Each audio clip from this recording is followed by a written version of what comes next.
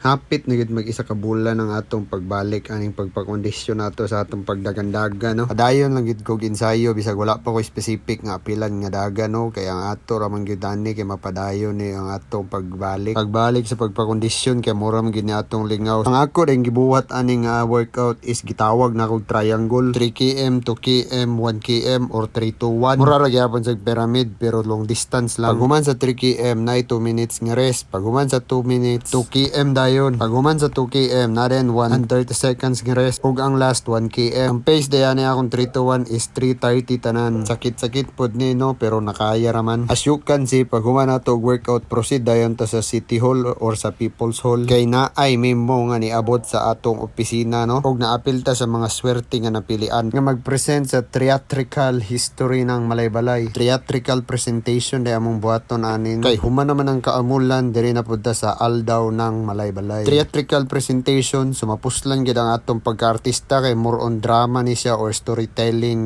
presentation. As you can see, ang gibuhat namo diari nag-workshop mino gitagaan lang mig senaryo nga pwede namo buhaton ug amo dayong i-act. As you can see, kani ako mga kauban ra pud nako ni sa kaamulan dancers no, pero gamay ra mi ang mga napili kay gamay ra man pud ang kinahanglan nga mga aktor ug actress aning among presentation. As you can see, kani siya nga senaryo is mo ni siya pag-rape sa mga Kastila, sa mga lumad na babae sa Malaybalay sa unang panahon. As you can see, kay history man sa Malaybalay ug daghan kay mga nahitabo ani no, ug nalakip gyud ang mga pagpanakop sa Kastila atong panahon. Nalingaw ra pud baya mi ani among workshop no, bisag ang uban gabugal-bugal kay kani siya pampabalik gid sa atong acting skills ug para di pud ta maulaw pag-abot na sa presentation. Ug daghan ra gyud mananaw ana uban ang atong city mayor ug mga konseho sa Malaybalay. Mao na nga nag-workshop gyud mi pero kinahanglan pa gyud ni amo i-workout. Kay di gyud malikayano nga mga katawa ta during mag-act labi nagnaay magtan-aw sa tuang katawa pod. Wa magud kay tanan na daning drama-drama no, didto magud ta sa kardo-kardo nga moves, ninja.